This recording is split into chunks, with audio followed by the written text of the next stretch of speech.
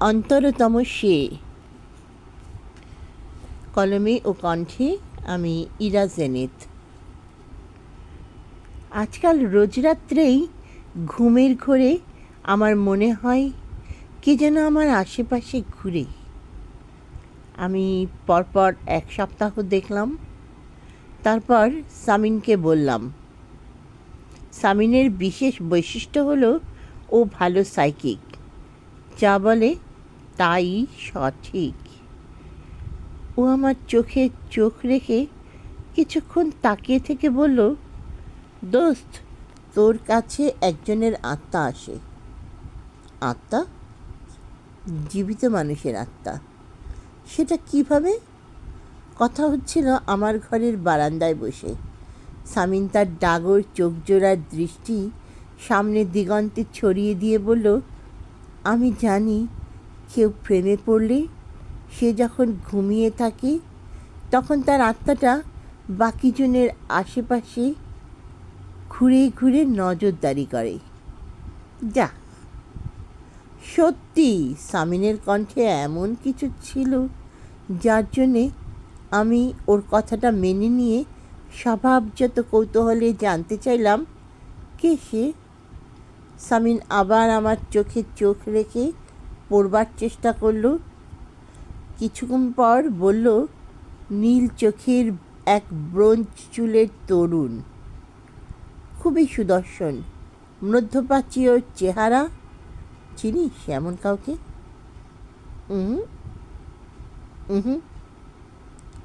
খুঁজতে শুরু কর, পেয়ে যাবি। কি মুশকিল, এবার আমাকে খুঁজতে ব্যস্ত হতে হবে। শব্দ করে হেসে উঠলাম দুজনে। রাতের আকাশে অনেক তারা, চাঁদটাও আজ অকৃপণ জ্যোৎস্না ধারায় উজ্জ্বল। দূরে একটা নৌকা যাচ্ছে পদ্মা নদীর মাঝে দিয়ে।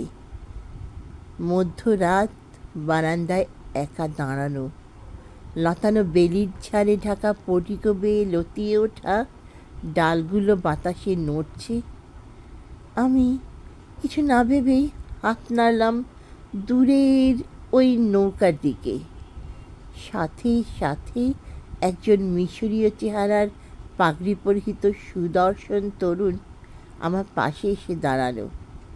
আমি চমকে উঠলাম, সাথে ভয়ও পেলাম। কে তুমি? আমার অজান্তেই মুখ পিছলে বেরিয়ে এলো প্রশ্নটা।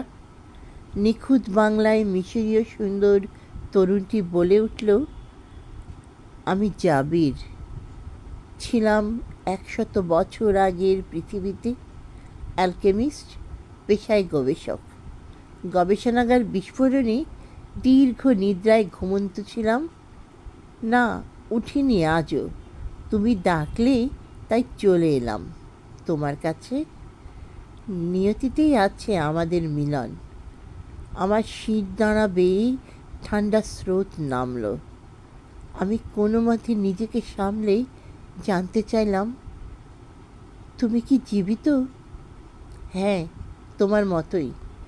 শুধু থমকেছিলাম তোমার ডাকের অপেক্ষায়। কেমন আছো বলো? তুমি তুমি জানতে আমি ডাকবো? হ্যাঁ, জানতাম। তুমি আমার সেই জন যার কথা আমার জন্মকুণ্ডলিতেই লেখা ছিল। আমি জানি তুমি আমারই। অপেক্ষায় ছিলাম যেন অনন্তকাল, ঠিক 100 বছর। আমি চিন্তায় পড়ে গেলাম। বললাম, আমি তোমাকে কোথায় থাকতে দিব? আমাকে রাখতে হবে না। আমি মানব রূপ ধরে তোমার কাছেই থাকবো, যখন খুশি দেখো। তুমি ভয় পাচ্ছ? নিজেকে সামলেই আমি বললাম, ইস, একটু ছুঁয়ে দেখি। না, আমাকে ছুঁয়ে দেখো না, কারণ যদি ছুঁয়ে দাও তাহলে কি হবে আমারও জানা নেই। শুধু এইটুকু জানি, আমি অস্পৃশ্য, অদৃশ্য। এবার আমি টের পেলাম আমার জ্ঞান হারাবার ঠিক আগের অবস্থায় এসে গেছি। প্রথম সূর্যের লাল রেখার সাথে সাথেই আমার ঘুম ভাঙতেই আমি সামিনকে কল দিলাম। ওপাশ থেকে সামিন কোনো মতে ফোনটা ধরতেই আমি সবটা বললাম। ও বলল, আমি তেমন কিছু বুঝতে পারছি না, আমি এক্ষুনি আসছি। জানি না কতক্ষণ। ওর টুংটাং বেলের আওয়াজে আমার চমক ভাঙল। সামিন আমার মুখের দিকে তাকাতেই বুঝে নিল আমি সত্য বলছি। আমি জানতে চাইলাম, সে কি এলিয়েন?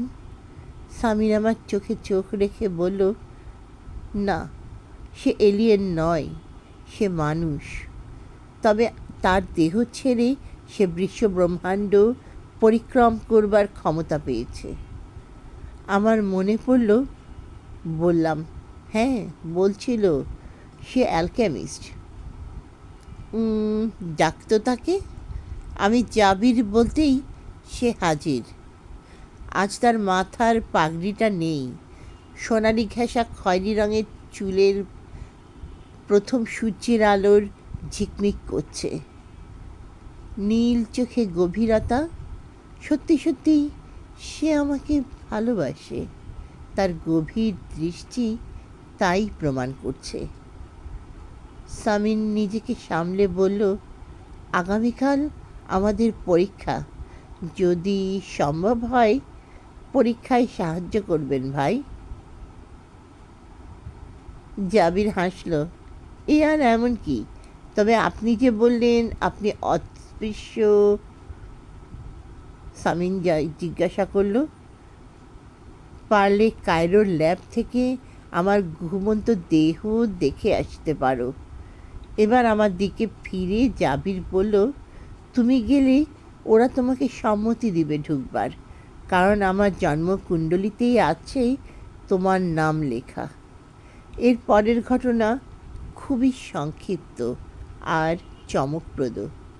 ট্যুরিস্ট ভিসায় কায়রো গিয়ে জাবিরের দেওয়ার ঠিকানায় পৌঁছতেই দেখলাম তাকে ল্যাবরেটরির ক্যাপসুলেই ঘুমন্ত। এর চেহারা আমার আত্মার সাথে লেগে আছে। এর চেহারা, ওই অবয়ব আমি বহুদিন ধরে চিনি, আমার অস্তিত্বে, আমার অনুভূতির শুরু থেকেই। আমি নিজেকে সামলাতে না পেরেই কেঁদে ফেললাম। আমার অশ্রু ফোঁটা তার কপালে পড়তেই সে চোখ মেলে তাকালো। আজ আমাদের 150 বছরের বিবাহবার্ষিকী। পাশে আমাদের উত্তরসূরিরা। জীবন কল্পনার চেয়েও সত্যি সত্যি অনেক অনেক বেশি চমকপ্রদ।